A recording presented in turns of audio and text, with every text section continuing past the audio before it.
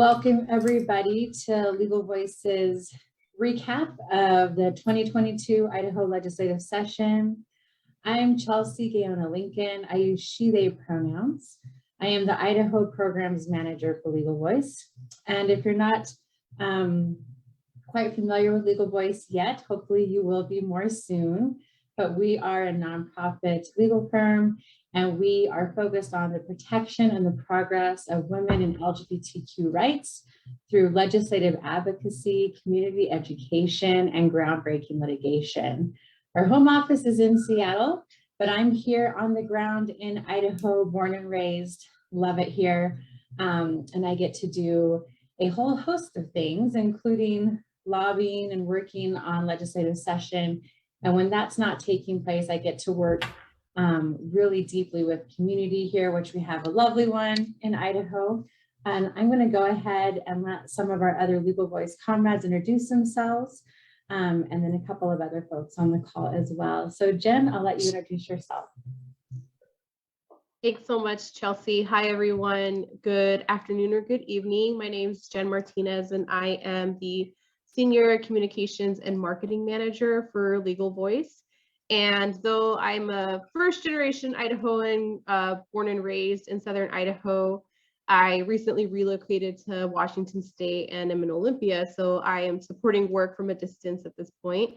And I am coming to you from the unceded territories of the Nisqually, Coast Salish, Cowlitz, and Squaxin peoples. And very happy to be here with y'all today and hoping we can just continue to create beloved community in Idaho. And I'll go ahead and pass it to Catherine.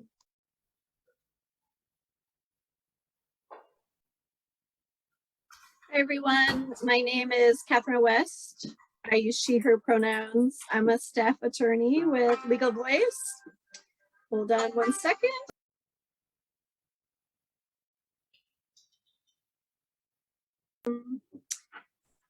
I'm going to introduce myself, and then I think I have an emergency call coming in. So I'm going to, I work in Seattle, Washington, and it's a pleasure to be in community with you, and I will be right back. I will pass it. Chelsea, would you pass it for me? Absolutely. I also want to take a moment to introduce our local and beloved therapist who really supported us all during session and is here tonight, just because some of our content can be difficult to relive. So Jenny Moore, can we get you to introduce yourself as well? Sure. Thank you, Chelsea. So I go by Jen or Jenny. Please don't call me Jennifer. I feel like I'm in trouble. Didn't make the bed, which is accurate. I use they, them, their pronouns. I am a local therapist based here in Boise, Idaho.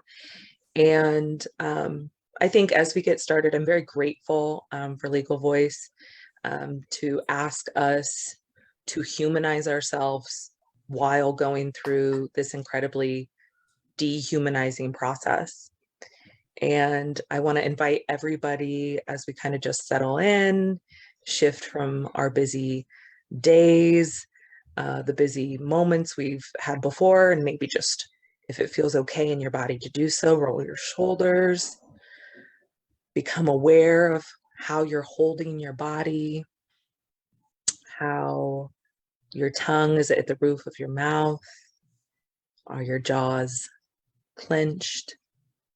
And as we're talking through these materials, just to be aware of what comes up in your body. During the legislative session, it is go, go, go, right? And we're just moving sometimes almost from one crisis to the other. So remember, you're a human. These things affect you. Feel free to take a break. This is being recorded. So if you need to attend to your body, mind's needs, you are invited to do so. Thank you so much for that. I feel like we all need that reminder all of the time. We would love for folks to be able to introduce themselves in the chat, whatever feels good to share. We'd love to know your names, your pronouns, where you're calling in from, if you happen to know whose land you are on. I'm on the Shoshone Bannock Boise People's land, currently known as the Treasure Valley. And I know that we do have a link for that. I'm not sure if Jen, you have that handy. You probably have it memorized. And then I also want to give a shout out to one of our other comrades from Legal Voice who's here to support, Kelly McGuire, sending love over to her in Seattle. And I'm just super excited to be here with folks. I know that legislative session was rough and tumble. There was a lot of grit involved, but I also feel like there was also a lot of grace involved. And I want to make as much spaciousness for that as we can. So we'll kind of go just through a recap of what moved, what didn't, some wins, and perhaps maybe you still have lingering questions about what certain legislation that passed, what it means, or things that didn't pass, what that means. So we want to create spaciousness and open it up and definitely bring your voices into the space as well. So I'll start off with a bill, and Jen Martinez, please hop in at any time if I am missing something. Even though you're there in Seattle, you were certainly on the front lines, it felt like, with us here in Idaho too. But we'll start off with an offense bill that we were hoping to see pass this year, Senate Bill 1260. It was a 6-month contraceptive bill. It's a bill that's been in the works for a few years now, with Senator Melissa Wintrow at the helm of that bill, working really hard to get it passed. Unbelievable amount of conversations that went into that piece of legislation. Lots of different provisions that were added on to that to make it more, let's say, palatable to the legislative body and the really sometimes interesting dynamics that we have in the House and in the Senate. And it actually made it quite a ways, much further than it has in the past. It passed out of the Senate. It passed through House committee, which I think we were all a little bit stunned by. And then unfortunately, it was killed on the House floor by some of our strongest and loudest anti-choice legislators. They used whatever dynamics they could. And ultimately, Jen, I feel like you've said it best, is that when there's somebody who has to vote on something that makes them look pro-choice at all, then when they have to go on the record, they're always gonna be anti-choice. So we watched that bill die. We were pretty bummed about it. Definitely disappointed. You know, it was a no-nonsense bill. It was a very practical bill. It would have just allowed people to get 6-month prescriptions. Yes, definitely pour that big glass of wine. Maybe reds and whites tonight, depending on how you're feeling. Or a drink of choice. I'll probably stick to chocolate milk over here, but everybody is free to have whatever they feel good about. But yes, that 1260 was just a really practical, no-nonsense bill. Would have allowed people to get a 6-month contraceptive prescription if they already had an existing prescription. This would have been an increase from 3 months. If you've been to a pharmacy lately, you know the lines are a little bit longer, staff is short. They don't want us hanging out in there anyway, so it would have been a really, really great bill to see that pass. So I don't know if it'll come back or not. We'll have to see. That'll probably be up to Senator Wintrow, and I haven't heard whether or not she plans to bring that back or not. A couple of other smaller bills that we took a stance on was definitely HB 527. This would have been a driver's license bill that had a United States insignia. And this bill would have made it really difficult, or makes it really difficult for folks, because they have to provide a proof of citizenship status. And that passed. We're not completely surprised by that passing, but we know it's another loophole that people will have to climb through. Definitely has racist undertones, a very, I mean, how many more things can we put an American flag on? So we're disappointed that that bill passed. We did take a stance on that bill. Our friends over at ACLU Idaho were leading the fight against that bill. They very gallantly tried to get that one shut down without any luck. But we did submit testimony there. And the reason, you know, most folks think of Legal Voice as a reproductive justice organization. We're definitely moving towards gender liberation. And that intersects with everything, including things that would impact people who are Black, Brown, Indigenous people of color, like a driver's license bill that's going to require citizenship status. So as you have those questions of why did Legal Voice get involved on this bill, please feel free to drop those questions in the chat as we're moving through, and I will try my best to answer them. Another bill that ACLU was leading the charge against was HB 658. This was a lethal injection secrecy bill. This bill has so many different layers in ways that I did not even know existed until I really started having some in-depth conversations and I was reading the reports. So basically, pharmaceutical companies, they often ask, they're very explicitly asking states that they don't want people to use their drugs that they manufacture for lethal injection. Now, they don't want people to use their drugs for lethal injections because they, as a pharmaceutical company, are in the business of creating pharmaceuticals to save lives. That is their stance. They explicitly say that. They have taken people to court over that. And there are a lot of what I would consider and be so bold as to say shady avenues in which Idaho has been using to allocate and get their hands on these pharmaceuticals to use for lethal injection. Like some really sketchy things happening. And this bill made it possible to conceal all of those things. So no longer are we able to get access to the transactions or see how those manufactured pharmaceuticals were brought into the state or by whom they were brought into the state, or how they changed hands or how they were paid for. All of those things are now going to be concealed.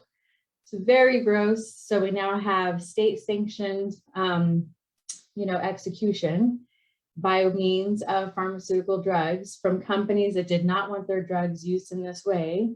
That will be secret in Idaho. Sealed and delivered. That one passed. That was carried by the House Judiciary Chair, Greg Cheney, and it was shoved through so quickly. Introduced one day, voted on the next. Little to zero public input.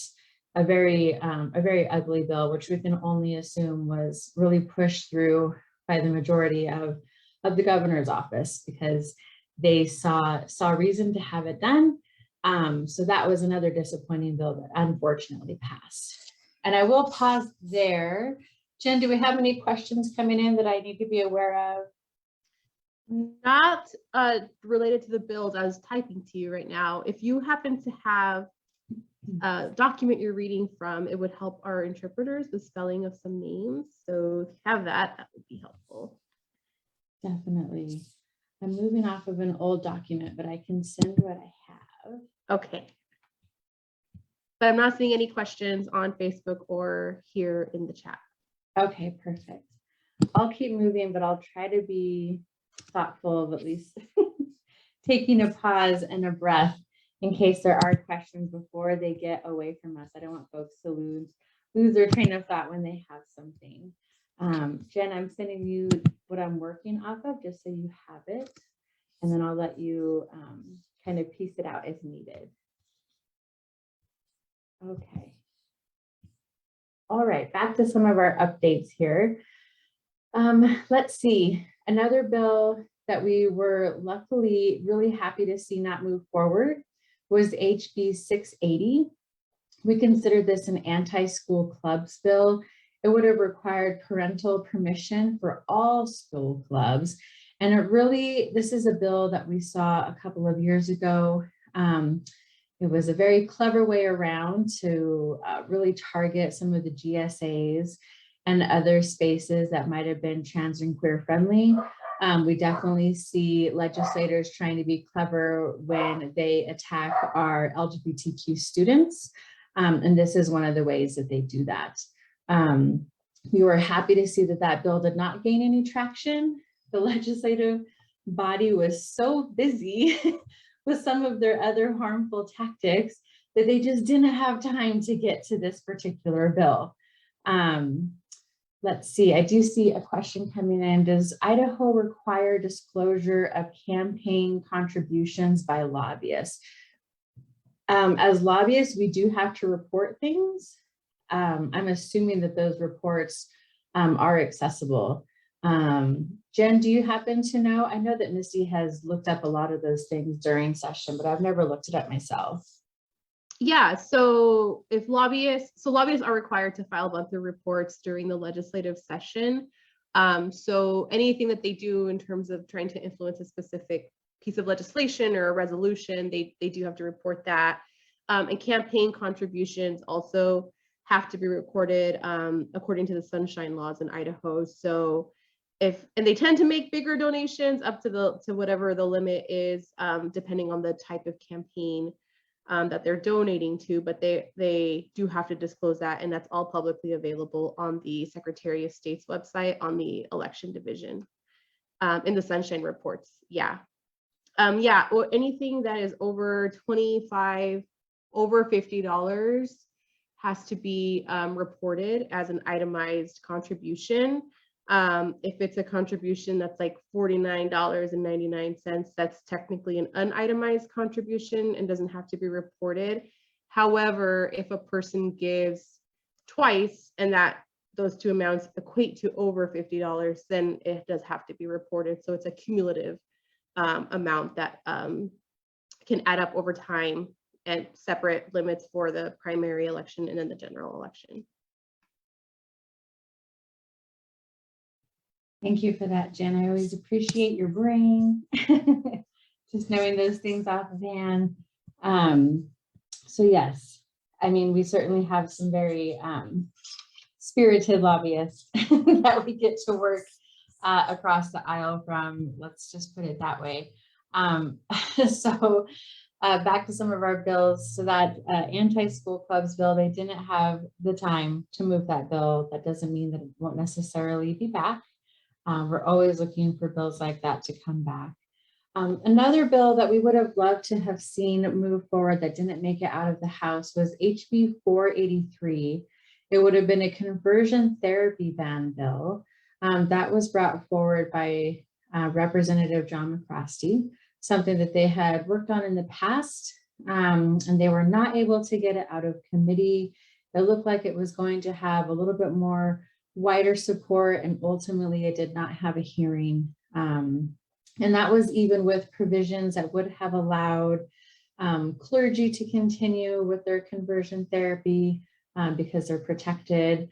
And it would have also allowed for, this is kind of funky wording, but it was around like parents or grandparents who were also licensed therapists who were acting as grandparents or parents and not as therapists, to be able to have discussions around conversion with the minor. So we would have loved to have seen that bill go through. It would have been definitely some grace for our LGBTQ siblings that are youth that we know are put in difficult positions, especially in the state of Idaho, where gender affirming counselors, there's just never enough of them. So we hope that that bill will come back. That was HB 483. Hopefully we'll see that bill come back. But of course, a lot of the times, these bills are conversations in the making. They're years of conversations in the making, finding the right provisions. And then it can be so difficult, but because dynamics in our legislative body can change in the snap of your fingers, especially a year like this, when we're coming into an election year. The dynamics that we saw this year are going to be completely different next January. It will be a 180, which I cannot even imagine right now. I'm going to try not to imagine that. I'm going to make sure that my jaw is not clenched and just try to breathe on through that. And I'll let January come when it comes and try not to worry about it right now. A couple of the other bills that we did see move that we were not really excited about, of course, was SB 1309. Now, this was that 6-week abortion ban bill that was a copycat of Texas SB 8. And while it's not exactly the same as Texas, it is replicated enough to do the same kinds of harm to people with a uterus, to people who can become pregnant, and certainly a ripple effect in our communities.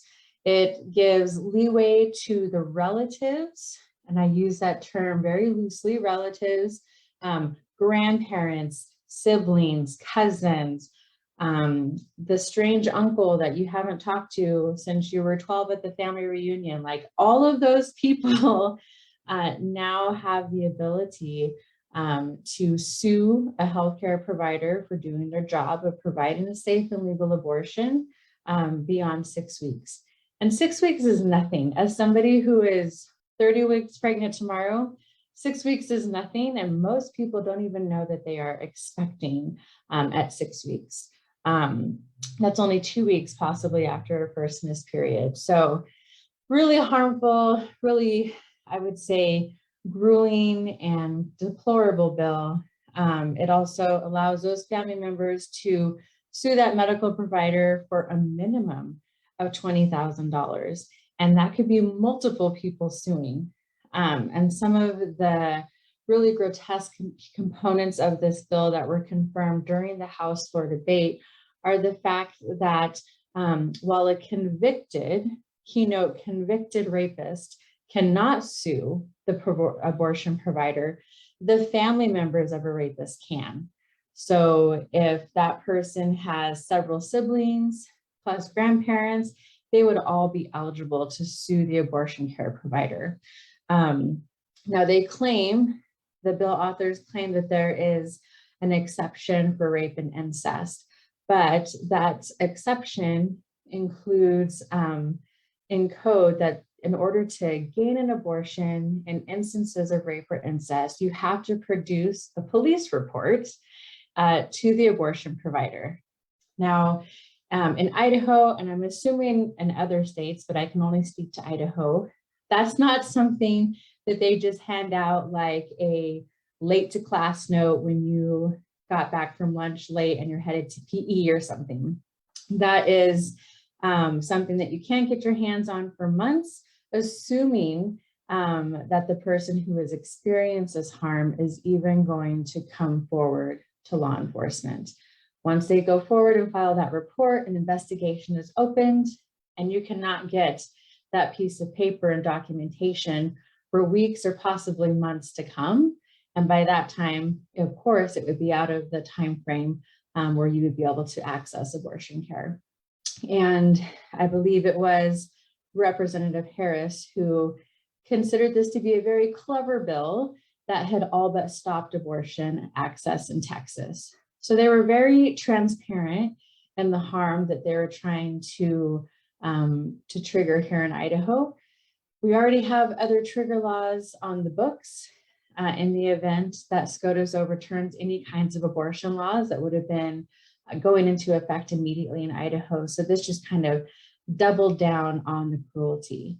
And that was signed by Governor Little. He did issue a letter outlining a lot of the complaints that organizations like Legal Voice brought forth. We did have, some interface with his advisor before he signed the bill, telling them about our concerns about this. This was a full court press of so many organizations trying to have conversations, swaying him to do the right thing and to veto it. ACLU of Idaho, Planned Parenthood Advocates Alliance West here in Idaho, the Idaho Coalition Against Sexual Domestic Violence, Add the Words. Everybody you can think of really did try to get to sway him otherwise. And his letter that he issued when he signed it, if you go back and read it, and I'm sure we can link that for folks later, it sounds like and reads like a veto letter because he outlines all of the reasons that he was concerned about this piece of legislation and possible harm that it could cause to people who have experienced intimate partner violence, rape, and incest, and yet he still signed it. So that was a disappointing day, a heavy day for so many. And in light of that, we did see that Planned Parenthood, they did file suit here in Idaho. And for the moment that bill was stopped from being put into action, it would have gone into action. Jen, help me, was that this month on the 22nd, 21st?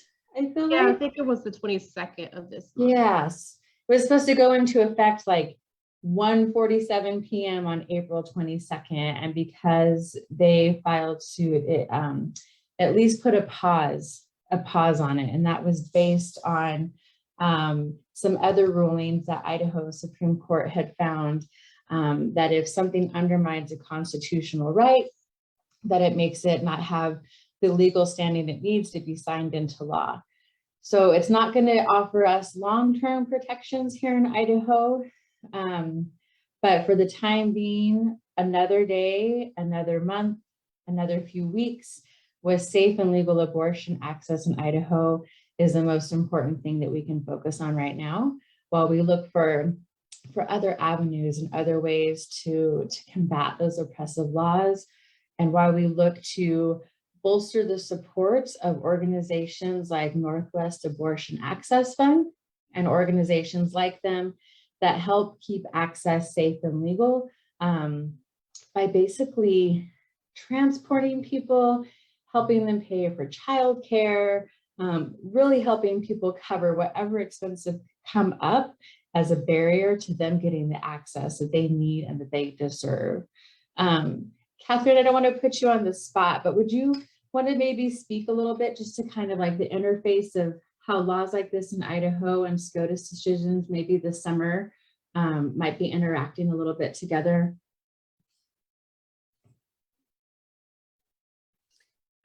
Yes, and I just want to name, I'm unfortunately dealing with a bit of a family emergency, so I'm a little distracted. Can you frame the question for me again? Absolutely. So we were just talking about the SB 1309, the 6-week abortion ban here in Idaho, and how they did file something that stopped it from going into enacting right now, but we can anticipate that could change because we have some of those big discussions coming up this summer. Yeah, of course, this is Kim Clark's subject area, not mine, but we're all aware that the access to abortion is, we're afraid of what's going to happen at the Supreme Court, the decision that's going to come out this summer. And so that means, there's talk of, will abortion access be completely curtailed, or will it be, so limited because of all the restraints that there's actually not access, but on the books it looks like there's access. And so we're in a very, very scary time right now, as everyone is very aware. In Idaho, you all are living it, living and breathing it at all times. I do know that Chelsea and I and others have been invited into conversations around regional responses. So what would happen if access to abortion in Idaho is curtailed? How can Washington help and step up? California, Oregon. So, well, we're dealing in very scary times. There's a lot of thinking around creating regional networks and making sure people get the care that they need, and supporting each other the best way that we can. Thank you for that. It is a scary time, and but I want to affirm that there's so many different organizations and brilliant litigators who are working and overturning every rock, nook, and cranny, looking for legal solutions. And the reality is that if something is overturned, that states like Idaho would go dark for abortion access.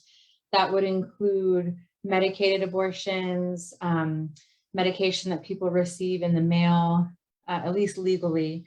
That would mean complete lights out in states like Idaho. And we saw this legislative session, states like Oregon pass budget provision bills, and states like Washington pass their not a Washington person, Reproductive Privacy Act piece of legislation, where folks like Governor Inslee named that if states like Idaho will not protect people's constitutional right to having access to safe and legal abortions, that they would step into that role and make sure that care was there. So there are neighboring states to ours that are thinking about us, that are going to keep their doors open to make sure that people still have access.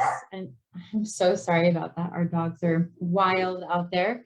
They're making sure their doors stay open. And when you partner that with organizations like the Northwest Abortion Access Fund, it does keep the doors open. There is a way that does create a lot of extra barriers. And we know that Black, Indigenous, Brown folks, people of color are disproportionately impacted by those barriers. So you will see us posting and trying to help fundraise for organizations that are going to help keep those access points open as we anticipate what could possibly happen moving down the road. Do people have any other questions? I want to pause there because that was such a big piece of legislation that moved through our body. Does anybody have any questions there? Don't see any in the chat. Okay, Chelsea, can I ask a question? please. This is Kelly. I know I'm taking up a lot of time, but I'm a Washingtonian trying to learn more about Idaho and recognizing how being a neighbor and a partner is so important right now, and supporting what's happening in Idaho matters for our whole region. So I've heard that there's talk about actually pursuing litigation against other states that will offer support for those in Idaho seeking help. And I'm just curious if you have any thoughts about what other organizations we could be, bolstering so that we are still funding the needs while fighting in court. Court cases take forever. We all know that. And so if you have any suggestions about what else we could be doing as Idahoans, as Montanans, as Oregonians to really support what's happening in Idaho, I'd love to know what some of that is. Definitely. So our bill here, 1309, did not include, or they did include some restrictions around jurisdiction, claiming that they weren't going to get into the whole jurisdiction mess of state lines. But I mean, we can only take those things at face value. And based upon other people's review, I'm not a lawyer, P.S., but based upon some of my comrades and other folks that looked at the piece of legislation, it's vague enough that they definitely could probably find a way to maneuver things around if they want to, or who knows if they won't come back to that legislation and bolster it and make it a little bit stronger. And Catherine, would you maybe have anything to add on to that possibly? I think whether or not that is legally enforceable to go after a person who assists another in securing an abortion, it's clear that the idea is to create a chilling effect. And so to create fear in the community that, if you assist someone in obtaining an abortion, that you too could be, charged with a crime, or they could come after you. And I know we're going to talk about the bill. I know we're going to talk about the Gender Affirming Treatment Act in a moment, and there were similar features in that to chill the whether anyone would ever offer gender affirming treatment in Idaho as a result of that bill. And I'm sorry, I'm going to have to step off again. Absolutely. Thank you, Catherine, for that. And I know that, moving ahead, we have been talking to our friends over at Planned Parenthood and trying to schedule something where we can really dive into the nuanced conversation pieces of reproductive access and healthcare, and how that's going to interface with SCOTUS and possible decisions that are coming forward. So that's something to absolutely make sure you're signed up on our email alerts, because that's something that we want to create spaciousness for, to have a much broader conversation. Maybe it'll be a panel, something where you can interject questions, where we have, Kim Clark, our repro expert here, as well as folks from Planned Parenthood. So definitely be on the lookout for some of those events that I think probably during the summertime, as we're getting closer to those SCOTUS decisions. I'm looking for a head nod from Jen Martinez, our comms brain, for possibly some of those events that we can expect to see. Yes, and she's right there, making sure you have your legal voice updates ready to go. A couple of other bills I'll quickly touch on that we were happy to see get stopped. These are other bills that, although we didn't participate in person or even online testimony, we did still submit testimony. One of them was HB 549, and it would have eliminated same-day voter registration. I can't imagine why they would want to do that. We just know that these voter restriction laws run rampant here. It's feels pretty transparently part of the way they conspire to move and work against people who are trying to use their voice to vote to influence change. That was brought forward by Representative Dorothy Moon. It would have eliminated same-day voter registration. It would have required proof of citizenship, and it would have narrowed the scope of acceptable documents for address verification, which, let's not do that. I mean, think about how that would impact college students especially. And it would have also eliminated student ID cards as a form of identification. So we were happy to submit testimony against that bill, and happy to see that it got stopped, and it also did not get traction. Another bill that did not get traction that we were happy to see go away would have been criminalizing ballot assistance, something called ballot harvesting. In a state like Idaho, where we have so many rural parts of, so many rural regions in our state, it's not uncommon for activists and volunteers to sometimes collect those mail-in ballots that have been utilized by the voter, that have been sealed by the voter, for them to be picked up by a friendly neighbor or an organizer and dropped off either in the mail or in a ballot drop-off box. And they wanted to impose a criminal liability on individuals for people who were helping with the ballot collection. And it was a little bit atrocious. They wanted to limit it to 5 or 6 family members only. But when we're thinking about people in residential assistance or senior citizen homes, folks like that who depend on friendly neighbors and organizers to ensure that their vote is counted, this would have really been harmful. It would have subjected caretakers, legal guardians, and neighbors to a misdemeanor or a felony liability for carrying another person's ballot, which is, that's pretty outrageous even for Idaho, but we're good at outrageous here. So we were happy to see that bill go away. Another one that we were happy to see move off of the traction, off the treadmill there, was HB 485. This was an attempt to ban absentee ballot drop-off boxes. Now, these are not something that are common all over the state, but I know counties like Ada County have them. We've had a hard time getting them in places like Canyon County because of the powers that be, but they wanted to actually prohibit the use of these drop-off boxes or other locations to pick up absentee ballots.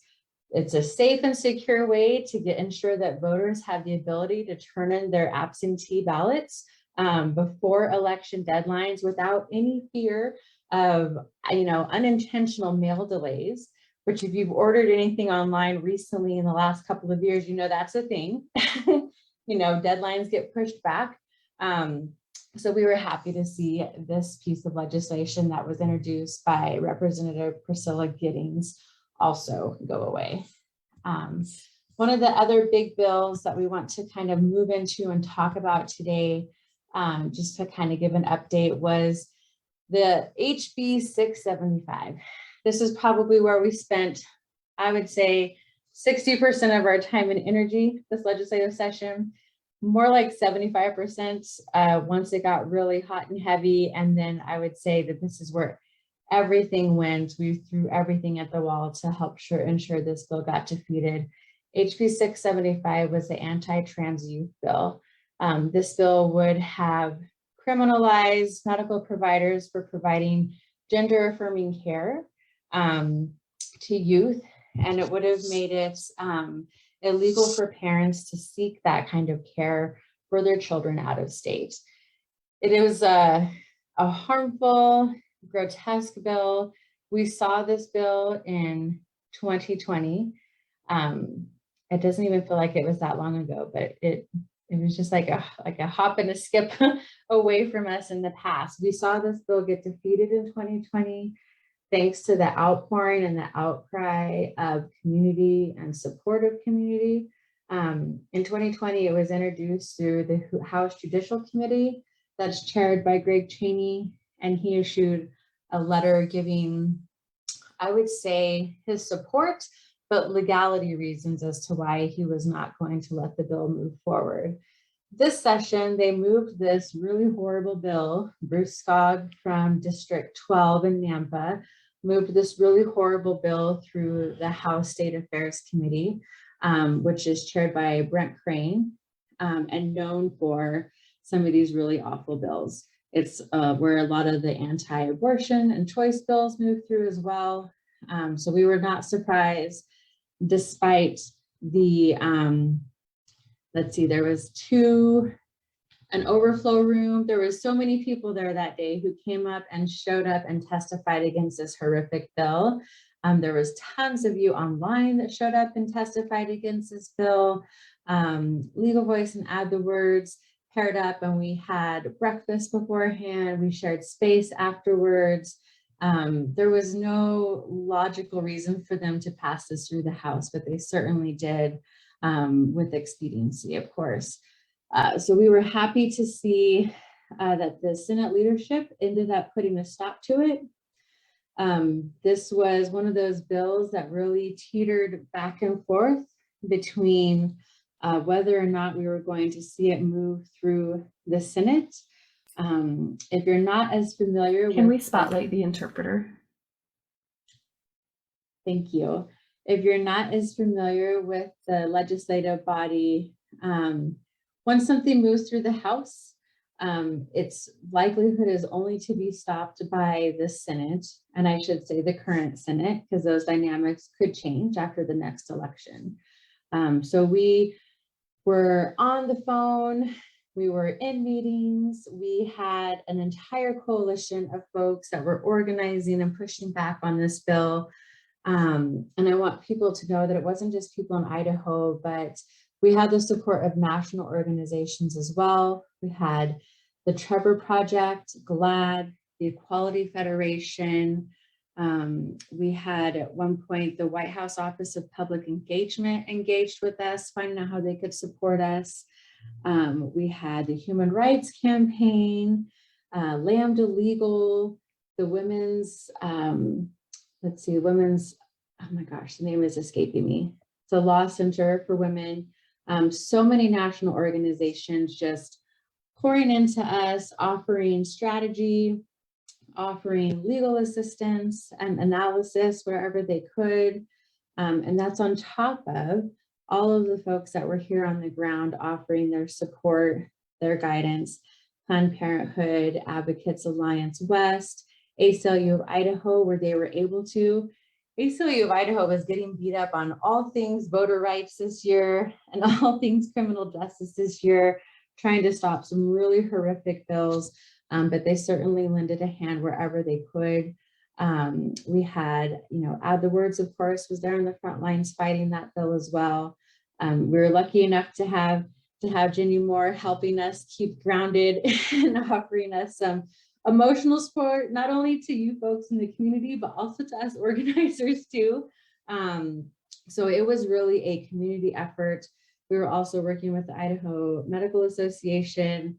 There were so many lobbying meetings happening behind closed doors with medical providers, with lawyers, just trying to explicitly show Senate leadership and other folks on the Senate side why this bill was so harmful, how this bill was going to be challenged, how costly it would be for this bill to be challenged, and what a hindrance and barrier it was to parental rights, and how it really flew in the face of how Idaho claims to support and guard parental rights. If we're being really transparent, it was not the humanity piece that stopped this bill from moving forward, even though it should have been. Our legislative body has a really difficult time having empathy or being open to the humanity piece of the people that are going to be most impacted by these pieces of legislation. So at the end of the day, I really do feel that it was because of the hypocrisy that we were able to show them in their own code and their own statute of parental rights and how this infringed on that. I would add that because this is the second time that we have seen this bill come through, and if you have any kind of pulse on just what other bills are moving nationally, this is not likely to be the last time that we see a bill like this come through Idaho's legislature. How we made it through unscathed this session, I am grateful. I am still not 100% sure how it happened, but we will be monitoring things closely. We keep our ears to the ground for conversations and for rumblings long before legislative session actually happens, of what might be coming our way. We're going to stay in contact with those national organizations who can give us their expertise and show us the trends and the strategies that they're seeing in other states that look like Idaho, where harmful bills like this are being passed. And we know that Idaho is a testing ground. We were the first state to pass an anti-trans athlete ban. So we know that bills like this will most likely come back. And so we're going to keep moving, keep fighting. And that's definitely one of the reasons that we're going to be utilizing folks like Jen Moore's counseling services and folks like them to make sure that the best way that we can when we're working in policy to try to keep our humanity intact, to try to keep checking in. It's so difficult to bring humanity to policy work, but that's something that we're really going to strive for that I don't feel like has been done in the past in a way that we're definitely moving different. And I want to pause there in case there's any questions just about that bill in particular that has come up for folks. I don't see any in the chat. Are we good on Facebook, Jen? Yep, Okay. there's no questions. Perfect. Okay. Well, I want to also end on definitely a lighter note for folks that, session has, at least it's finally over for this year. But that certainly doesn't mean that folks like Legal Voice has stopped working on legislative session. What it looks like for us right now in this work is continuing conversations with our partnered and allied organizations as we recap and look at the work that we did together, look at the work that we would like to do together, and look for ways to, improve what we did. This is the first time that we have utilized or even thought to bring in local therapists to this work. I don't know why. After being in this for over a decade, I'm not sure why that didn't dawn upon me before, but now that it has, it's something that we'll definitely be utilizing and looking for ways to expand on. Another thing that we'll be doing as we move through the summer is continuing conversations with legislators of what other support they could use from us. Sometimes we provide legal analysis. When you think about how quickly we're moving on some of these pieces of legislation, now, double that or triple that if you're an actual legislator sitting on these committees trying to make educated votes on these bills that are put before you and you're expected to vote on it within an hour of seeing it. So Legal Voice provides as much support as they can. We also try to initiate conversations of what would proactive legislation look like.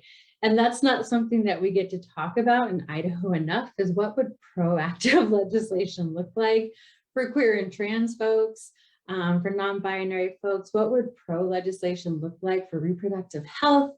We don't get to have those conversations enough, but those are also conversations that Legal Voice tries to initiate with possible bill sponsors. So that's something that we'll be working on over the summer, as well as just deepening our connection to community and finding out what community needs during next legislative session. How could we improve our updates? Did you utilize the Facebook Lives? Do you prefer an email with the links? Did you like the quick action links where you just pop in your name and email? Did you utilize any of the testimony trainings, things like that, so that we can make sure the tools we're putting in our toolbox during session are actually ones that fit your needs, that they're accessible enough, and that they're making sense for the chaos that is Idaho legislative session. I'm seeing some chats coming through that the emails with the links are good. Oh, that's good. I know I love easy links when I'm working with some of my partner organizations. I know I appreciate it when someone does the homework for me because, we can't have Jen Martinez in our pocket all the time explaining our outdated and clunky Idaho legislative website. So having somebody do that for us is really handy. So those are the things that we're going to be working on moving forward, aside from just your, same community education on all things SCOTUS that are coming up, as well as any federal cases in the event that we have movement. They are very slow, but something that we have up and coming and just next week that I'm really thrilled about is we have a community restorative space. This is something that, again, we've never done before. I'm not sure why not, but we're going to do it now. On Sunday, April 24th, we're going to have a community restorative space. This will be an in-person event, and it's going to be held in Boise at the Linen Building, which is 1402 Grove Street. We are looking for ways to possibly facilitate some online sessions for our siblings in Eastern Idaho and Northern Idaho. This space is being co-coordinated by therapist Jen Moore, as well as Gabby Davis. And that's something that we're really thrilled about, to make sure that it's a trauma-informed space. Just really mindful, there's not going to be any formal programming, no speakers. There's not going to be anybody tabling or, sign-up sheets or anything like that. Just come as you are. We're trying to make it, time appropriate for folks who are early risers, but also those who are not. So the time is going to be from 10 a.m. to 3 p.m. And there's going to be a lunch break in the middle. We're going to be providing a nourishing meal from Lemon Tree. Blue Sky Bagels is donating bagels for the morning. Some of the offerings that are going to be happening there are group and solo sessions with our beloved therapists. We're also going to have guided meditation, Tai Chi. We'll also have some tactile experiences. If you just need to move your hands, music will be going. We'll also have chair massage available, and Boise Acupuncture Co-op will be present, providing some relaxation opportunities if you've ever wanted to try out acupuncture. The Boise Co-op is actually how I got turned on to acupuncture. And we'll also have a silent space.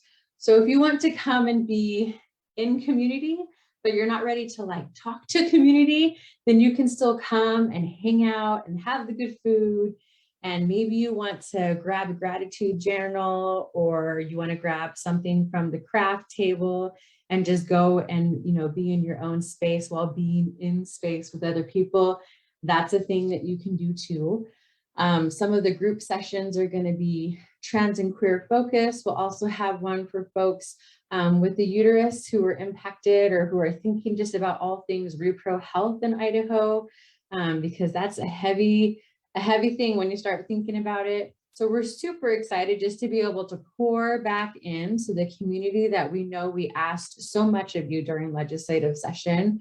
And we're so appreciative of the way that you showed up and the way that you helped sustain us in our work, that this is an opportunity just to connect and kind of have your cups filled. And we're also going to have some sort of, we haven't figured it out yet, but we're going to have some sort of identification. So on your name tag, you can indicate, maybe it's red light, green light, get consent before you talk to me about legislation. Or maybe it's a red dot that's like, I'm just here to be, I don't actually want to talk about that shit show. And that's okay too.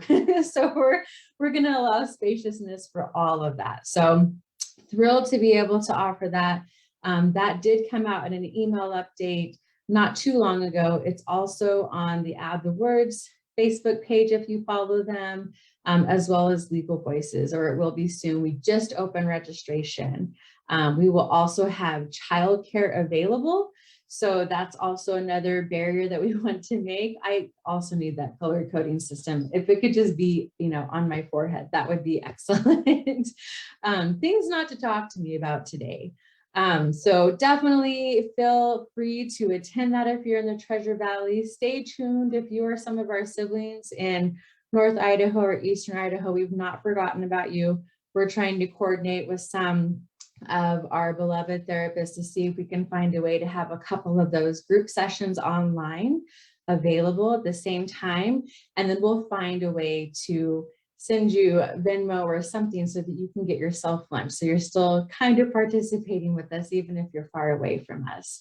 So that's something that I'm really excited about. And it feels like something rejuvenating to move towards after such a grueling legislative session. Yes, Jessica, we're absolutely not forgetting you. I still have swag to send for you from our t-shirts as well. So I have not forgotten. Are there other questions that are coming up right now?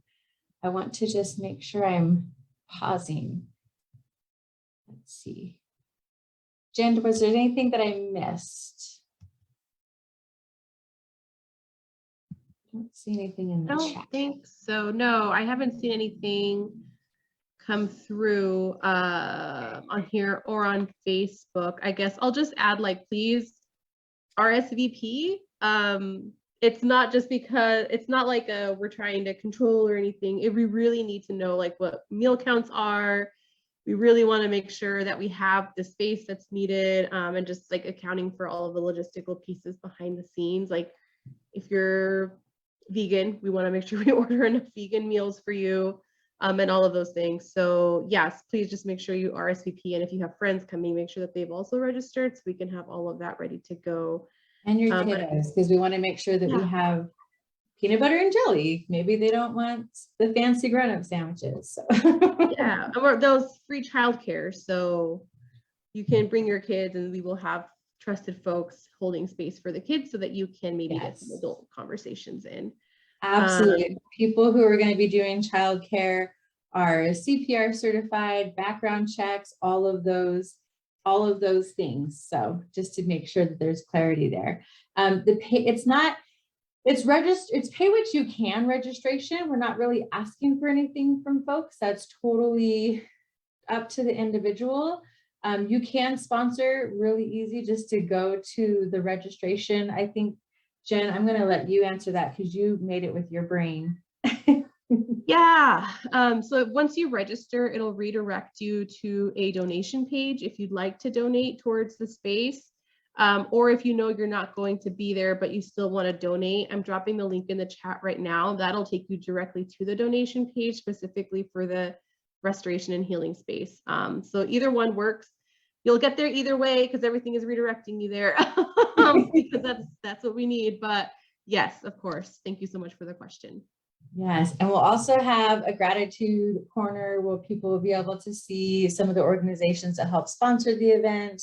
If you feel like sending out a thank you note to people, I'm going to try to work on getting some contact information from some of the doctors who were just tirelessly lobbying around the clock trying to combat this bill. So there'll be an opportunity for that. But yeah, we're hoping folks can just come, sit back. Maybe it won't be snowing I don't know if it's not, we're hoping to have something outside as well. I don't know if it'll be a sandbox or a basketball hoop, but something outside. I would say we're just going to be like 50-50 on that because I'm feeling very Idaho in different weather right now. So we'll see how that goes. Yes, but are there any other questions coming into this space? I want to be mindful of people's time and make sure they have a chance to just relax, and hopefully you've already had a meal, or maybe you need another glass of wine. I don't know what people are needing right now, but are there any other questions coming in? I don't see any. There's them on Facebook right now. Perfect. Jenny Moore, would you be so kind to move us through just some like closing grounding exercises that we can all take with us? Absolutely, I'd be delighted. And I want to read out loud Kelly's statement, right? Jen, Chelsea, the work you do is amazing. And I think I saw Kelly write, thank you, neighbors. Your strength and activism in the worst climate ever is inspiring and valued. I am learning and inspired and eager to engage.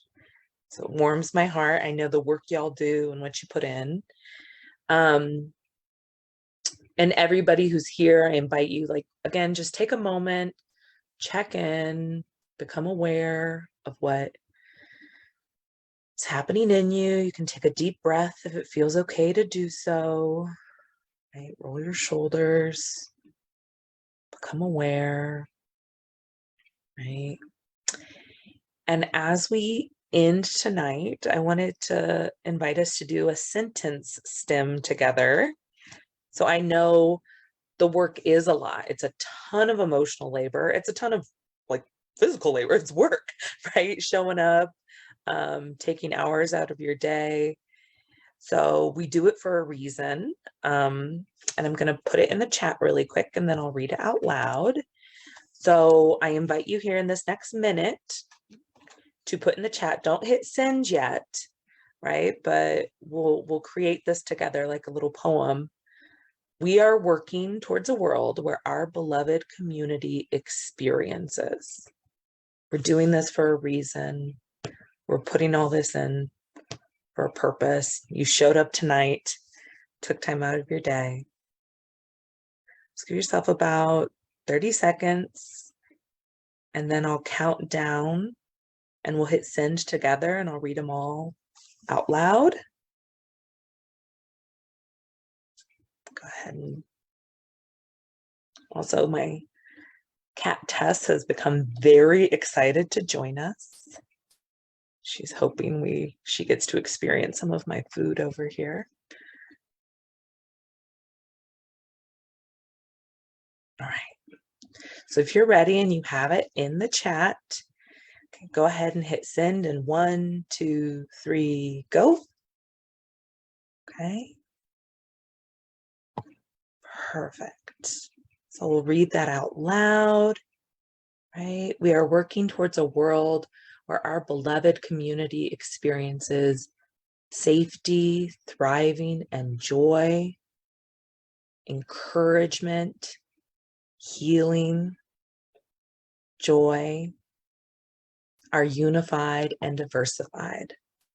So thank you all for these gifts. I invite you after you get off of Zoom, because you can only take so much Zoom in a day, right?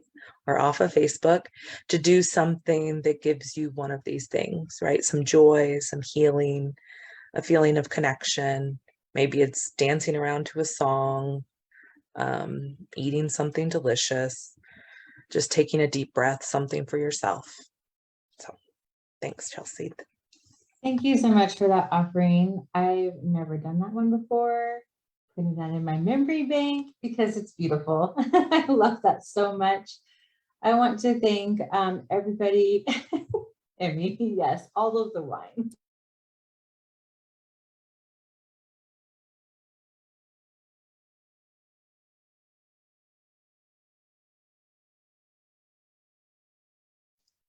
I think Chelsea froze. I'm gonna give it like 30 seconds to see if she comes. back. And if not, hold on, I'm texting simultaneously.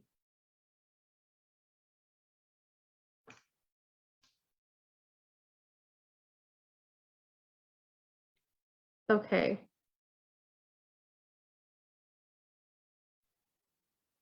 Okay, I think we lost Chelsea. Well, we were closing for the end of the day. So like Chelsea said, please go, and like Jenny said, please go find something that brings you joy or restoration this evening.